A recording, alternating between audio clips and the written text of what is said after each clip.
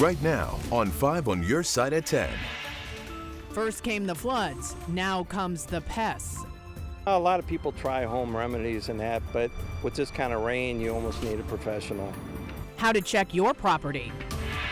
Plus tonight, life or death. That's how one local senator is describing the need to stop violence in our hospitals. And our top story tonight, 5 on your side in storm alert as we await showers and thunderstorms that could produce flash flooding. Here we go again. Right now, a few storms are moving into the metro area. Good evening. I'm Ann Allred. Thank you for joining us. Mike has the night off. Let's get straight over to Chief Meteorologist Scott Connell, who's tracking those storms and the overnight threat of more flash flooding. Scott. And you know, that threat has come down a little bit. We've been watching this night as the showers and thunderstorms have been evolving across the area. And we have a front to our north. The front is actually trying to kick off some of those showers and storms. It was doing a pretty good job of it until about an hour or so ago, and then things just kind of fizzled. So first off, here in the immediate metro area, we don't have any rain right now in immediate St. Louis area. But you look to the north and west, there are a few little showers and rumbles of thunder. There's also another area farther south and farther east of St. Louis that we're tracking. But the showers that they've been approaching in the Troy area kind of fizzling out. Some storms right now down over Lake of the Ozarks. That's building towards the northeast along the front. We'll watch that overnight. We still have the chance for isolated flash flooding to occur as thunderstorms try to develop. There will be more storms overnight tonight, but they're going to be more scattered, and it looks like the threat for heavier rainfall may be more isolated because of that. Earlier today, in the last 12 hours, we had some 3 to 4 inch amounts down in Centerville and down across southern portions of St. Francis, northern portions of Madison County. So here's the deal. The areas of showers and storms, yeah, they'll be around overnight, but they're going to be more scattered. Embedded in that, though, some heavy rain. So there is going to be an isolated flash flood threat, which does include the St. Louis area. And rainfall amounts, quite frankly, are going to vary. Some of us may see next to nothing. Others of us may get 3 or 4 inches. If we can spread that out over a good deal of time through the overnight hours, it shouldn't be a big deal for most places. So we're going to monitor the situation for you, Ann, but the threat has come down a little bit tonight. That's the good news. Definitely good news, Scott. Thank you. Tonight, the White House has approved Governor Mike Parsons' request for a federal disaster declaration to assist the St. Louis region after recent historic flooding. This opens up financial assistance to flooding victims in St. Louis City, County, and St. Charles County for temporary housing repairs and other expenses. That much needed help can't come soon enough for many across the area. On top of the cleanup still happening, homeowners are now facing another problem: bugs. 5 on your side's Mercedes McKay joins us live in University City with tips to get rid of those unwanted pests. Mercedes. And ants are really the biggest problem right now because of the moisture on the ground. Now you can actually see right beside us on the street right here, those ants that we are talking about. They're getting into people's homes because they're just looking for the driest place to camp out. We're here right now in a University City neighborhood that got hit pretty hard by that historic flooding that we had. You can see right beside me furniture just laid out in front of these people's homes because they're waiting for them to be thrown out. And now the water is completely gone. Bugs are coming in. Utility trucks and unwanted household items are really all you see in this University City neighborhood. I've never seen anything like this before, and never been anything like this. The historic flooding 2 weeks ago left Jason Davis speechless. You can see his car completely submerged in water here as he figured out an escape plan for his family. So I said, forget it, let's just go upstairs and pray for our lives. And that's where we was at. Now Davis is spending his days cleaning up, describing this part as the most heartbreaking of it all. Cleaning up your life afterwards, you know, stuff you're not really ready to get rid of, and now you gotta do it, you're forced to do it, but you know, what can you do? One of the first things Davis did after he started that cleanup process was make sure bugs wouldn't become another problem he had to face. I bug bombed it, we good, we see a few ants here and there, but we keep the doors and windows open anyways to get everything cleared out. While Davis is one of the lucky ones, Rick Eisenman says the phones at his pest control business are ringing nonstop. It seems like there's a big uptick of several different kinds of bugs. While it's not a surprise to Eisenman with all the rain the area has had, he says the demand is hard to keep up with. They usually get to calls in a day. Now the wait is 2 weeks. So we need help. We need more bodies. The most common bugs they are seeing right now are ants, mosquitoes, crickets, and even termites. Basically, if you just surround the dinner table and that and you start seeing ants, it's kind of obvious that you have a serious problem. Eisenman says try to eliminate any standing water and debris. That even includes weeds around your house. But most importantly, don't think you can do it all on your own. A lot of people try home remedies and that, but with this kind of rain, you almost need a professional. Another tip, if you see a trail of ants in your home and you actually kill those, it unfortunately doesn't mean your problem is completely over. The exterminator told us that normally these ants travel in colonies, so you could have thousands in your home and not even know it. So that's why it's just best to leave it up to the professionals. Live in University City, Mercedes McKay, 5 on your side.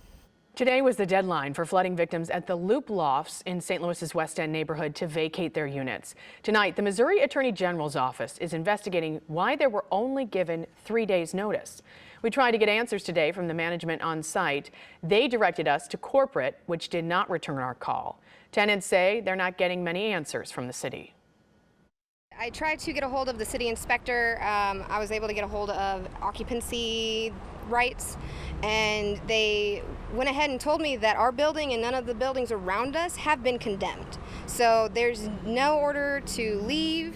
It's still unclear what legal rights the tenants have, and the lease isn't clear either.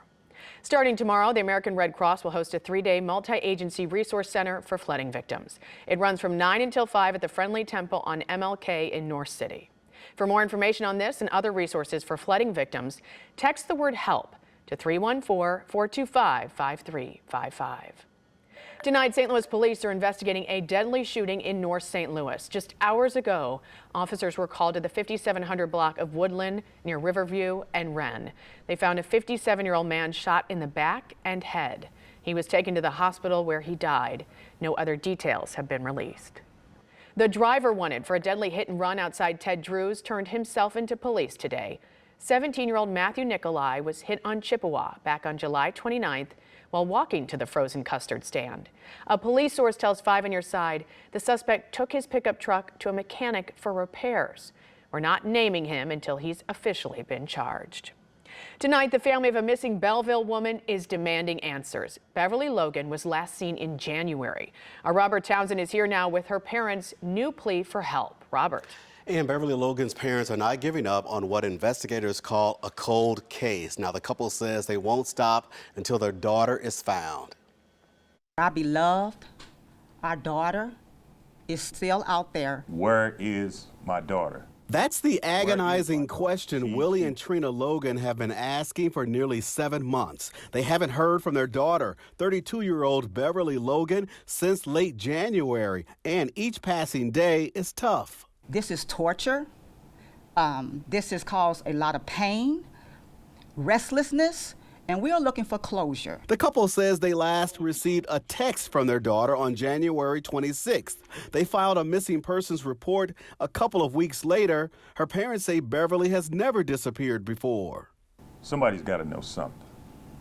She just didn't fall off the face of the earth. The couple says Beverly lives with a male associate on Ross Lane in Belleville. Logan's parents say the man's rental car their daughter last drove is also missing. The 2019 blue Nissan Versa has Alabama license plates 2CH1060. Investigators say the missing mom has acquaintances in Montgomery County, Missouri. In April, some of Beverly's belongings were found in a house there, but neither Logan or the car was located. Numerous people have been interviewed. Several residences have been searched, along with areas on both sides of the river in Montgomery County and St. Clair County, and no leads have been developed. Meanwhile, as her friends and family hold on to her pictures during a news conference Monday, they also hold on to hope. It could be your loved one, or it could be you. But we are soliciting help from the public to help us to resolve this. Logan's 2 daughters are 8 and 14 years old. Her parents are now offering a $10,000 reward in this case. Anyone with information about the missing woman should call the St. Clair County Sheriff's Office. A St. Louis man drowned while fishing in central Missouri. This happened at the Rocky Fork Lakes Conservation Area. That's about 10 miles north of Columbia. The Missouri State Highway Patrol says 61-year-old Michael Smith was reported missing yesterday. His body was later recovered from the water. For weeks, our I-Team has been investigating the pervasive problem of violence against local healthcare workers. Now, investigative reporter Paula Vassan goes to a co-sponsor of a bill aimed at preventing this violence on a national level. Since 2 healthcare workers were stabbed by a patient at SSM Health DePaul Hospital, we haven't stopped asking questions. We've talked with healthcare workers in our area who tell us this problem isn't unique to one hospital. And we talked with a lawmaker working to prevent the violence with national legislation. I was punched 6 times in the face with closed fist. She shoved me against the wall and punched me in the face. She stabbed me under my spine. And she grabbed me by my neck and threw me against a wall and pulled a knife. Healthcare workers tell us attacks like this from patients have long been part of the job, leading to sometimes lifelong injuries. It is heartbreaking to think that men and women who are in the healthcare field or social work field have their lives at risk when they go to work every day.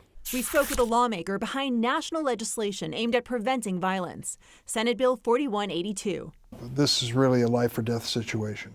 The bill passed in the House of Representatives. Now it's awaiting a vote in the Senate. But my problem, of course, is I don't have Republican support. We're working on that. I hope I can convince them. You know, this is not a partisan issue at all. If the bill he co-sponsored becomes law, there would be national minimum requirements for healthcare and social service employers to prevent workplace violence. Critics worry about cost and implementation. Advocates argue it would ultimately make workplaces safer, with better staffing and tracking of violent incidents. So we do need to have that protection at the federal level. Dr. Alexander Garza is the Chief Community Health Officer at SSM Health. He calls legislation like Senate Bill 4182 a critical first step. Clearly, legislation helps. I think some of the parallels that you can draw are there's federal legislation against assaulting people that work in the airlines. And so that's not universal for healthcare workers. We're told mid-September is the earliest the Senate could take new action on the proposed national legislation aimed at preventing workplace violence in healthcare. Republican Missouri Senators Roy Blunt and Josh Hawley tell us they'll review the legislation should it come before the Senate for a vote. If you have a tip for the 5 on Your Side I-Team, call us at 314-444-5231 or email 5onyourside@ksdk.com. All calls and correspondence will be kept confidential. It was pretty bad. There's people crying. A baby shower showered with debris. The close call for those gathered inside a historic Metro East building. Pox protection. Many have been either vaccinated or have natural immunity to chickenpox. We verify if that extends to the latest pox outbreak. And tonight we continue in storm alert, although the threat for flash flooding looks diminished across the region, at least to some degree. Right now the focus is back over Lake of the Ozarks and into southwest Missouri or over into central portions of Illinois, but not on St. Louis. We'll tell you what to expect through the overnight hours coming up. Tonight, President Trump says his Florida home is, quote, under siege by the FBI. The Justice Department is not confirming the search of Mar-a-Lago, but sources say FBI agents were there today looking for some presidential documents. The former president was not home at the time. We've gotten a lot of questions from viewers about the monkeypox outbreak, how the virus spreads, how to protect yourself. For instance, does the chickenpox vaccine do anything to help? Casey Decker from our Verified team has the answer. Monkeypox cases in the U.S. have now exceeded 6,000, but there's still a very limited supply of vaccines. However, lots of Americans have been vaccinated against chickenpox or have immunity to it from a prior infection. So, Verified viewer Dave asked us, can immunity to chickenpox protect you from monkeypox? We verified using these sources. Chickenpox and monkeypox have some similarities beyond just their names. For instance, they both cause rashes and are spread primarily through skin-to-skin contact. But the two viruses are not closely related. Chickenpox is a very common disease that many of us have gotten as kids, but it does not protect against monkeypox because they're just completely different virus families. Chickenpox is caused by the same virus as shingles, while the virus that causes monkeypox is closely related to the smallpox virus. Smallpox was eradicated decades ago, but the U.S. government has kept a stockpile of the vaccine on the off chance the virus is revived and used as a bioweapon. The CDC and WHO say that the smallpox vaccine is also about 85% effective against monkeypox, and in fact is what's being provided now. There's just not enough of it to meet demand. But the chickenpox vaccine is no substitute. So we can verify no, immunity to chickenpox will not protect you from monkeypox. With your Fast Fact, I'm Casey Decker. What can we verify for you? Reach out to us by emailing verify@ksdk.com.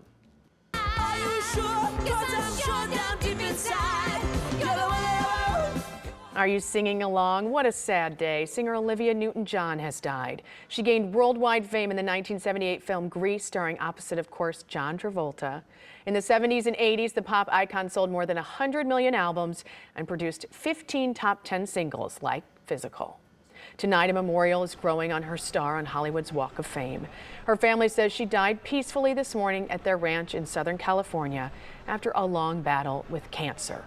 Olivia Newton-John was 73 years old. Tonight, multiple businesses in Litchfield, Illinois remain closed after a century-old building collapsed. It happened Saturday along State Street in the downtown business district.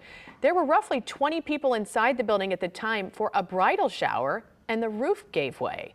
Despite the obvious damage to the building, investigators say all of the injuries are minor. One local business owner told 5 on Your Side the collapse has everyone in town on alert. I'm kind of on my toes right now because there is a lot of structures around here that you don't know how they are. They're very old buildings that you just don't know what's going to end up happening anymore. Several businesses along State Street will remain closed as the city waits for insurance adjusters and structural engineers to determine the next steps. Scott, again with the latest on more threats of flash flooding, rain, but you're saying it's better and some people will be fine and others are going to get 3 to 4 inches. Yeah, and you know, the 3 to 4 inch amounts look like they're going to be pretty isolated versus being more widespread, which is a good thing that it would be isolated. We'd prefer not to have it at all after the last couple of weeks that we've had around the St. Louis area. Here's the good news that we have for you. This front coming into the St. Louis region is inspiring some showers and thunderstorms, but what was north of St. Louis along the front has tended to fizzle out. We've seen more development back here over the Ozarks this evening, but that too is weakening just a little bit. The thing we're concerned about, there is still a tremendous amount of moisture in this air, and it still gets fed up over that front and rising up over that. We do expect to see some more scattered showers and thunderstorms developing through the night. Earlier today, the focus was south of St. Louis, and at this point, we're starting to see a few storms popping up, getting a little noisy here just off to the east of Ironton right now with that cell that's pushing southwest down along Highway 221 as you work your way right down there through the Mineral area. That producing some heavy rainfall over areas that saw some heavier rain earlier today. Lake of the Ozarks stretching back into southwest Missouri. Pretty noisy here over the lake right now. That's trying to nudge towards St. Louis. So let's focus in on what we expect to happen for the next few hours. Showers and thunderstorms that are very isolated now should become a little more numerous here as we head through the overnight hours. We're thinking what's down around the lake will try to inspire additional development, but it tends to weaken as it comes towards St. Louis. That's good news. We could see a downpour or two, but not a prolonged downpour and not something that's going to continually be over the same areas for an extended period of time. Those both play in our favor as we head through the overnight hours. Now, tomorrow morning, most of the rain chances will shift south and southeast of St. Louis. Don't think there'll be a lot of sunshine tomorrow, but it will be much cooler after high temperatures were in the upper 90s today. For some of us, we're looking at cooler readings only in the lower 80s tomorrow. So there's still a flash flood watch in effect for much of the area. Again, we plot on, we've been doing this now every hour. This has been updating all day long. Our forecast high resolution model showing the rainfall amounts. And it looks like there's still the potential for some heavier amounts farther south of St. Louis along Highway 8 from Potosi going back towards Steelville overnight. We'll be monitoring it for you, but the metro area may escape some of the heaviest rainfall this go round. 83 right now, 97 was our high this afternoon, and it felt like it was closer to 105 to 108 degrees. All right, so we're getting rid of the heat. That's the good news. Now we got to get rid of the rain and get rid of the humidity. That'll happen on Wednesday, Thursday, Friday, Saturday. Much lower humidity, much more comfortable weather. We'll be with you tonight. You can check us out on YouTube at 11 o'clock. We'll do another update on what's going on weather-wise and keep you posted. After this, it looks like a great stretch. Yeah. Scott, thank you. Frank, what's coming up? And another day and another award for a Cardinal. We're playing Hit and Run with Paul Goldschmidt, and we'll hear from the great Mike Martz.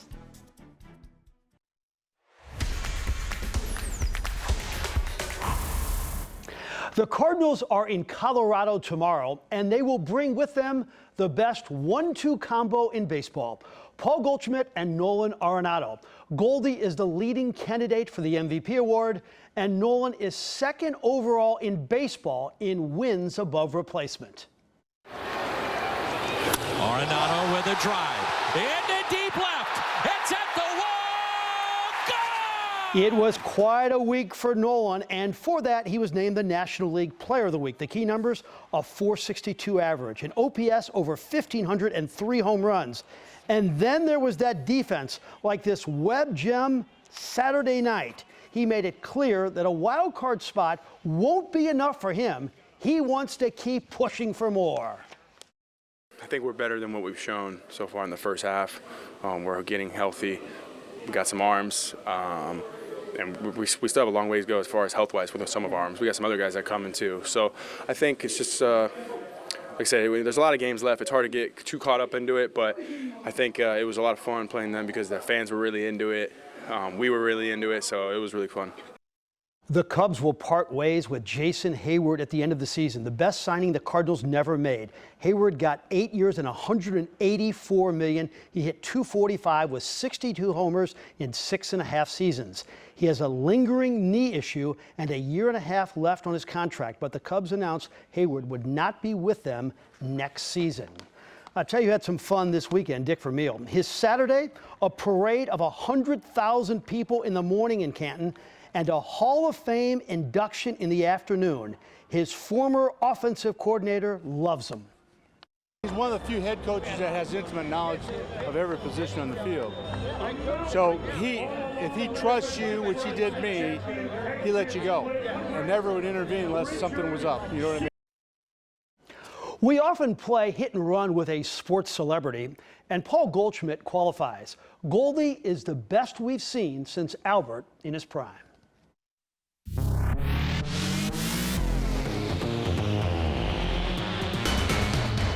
Favorite place to eat in St. Louis?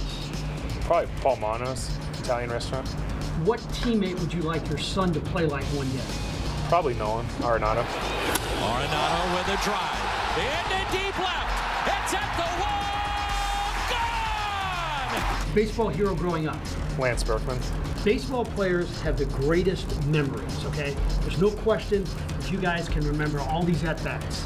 Tim Lincecum is a guy you own. How many career home runs off of Tim Lincecum? I'm not a stat guy. I don't know, 7 maybe? Exactly.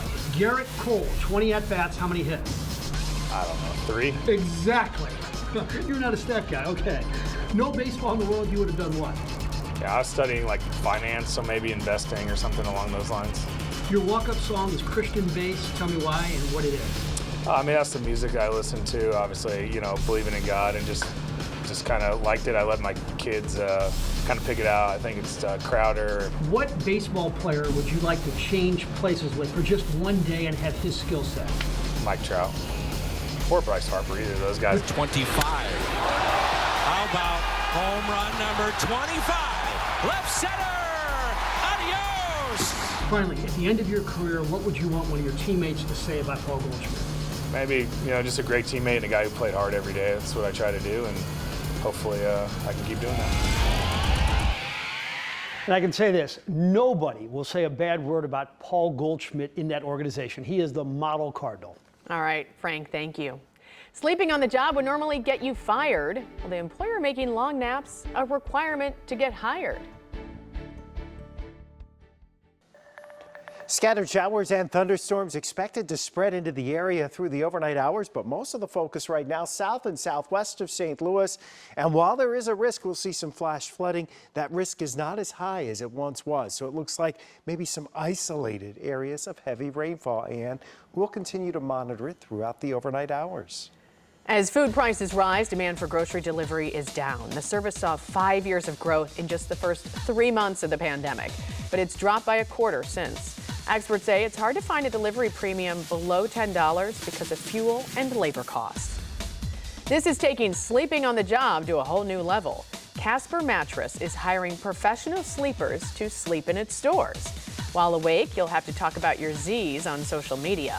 The perks, besides paid naps, pajamas are your uniform. You must apply by Thursday.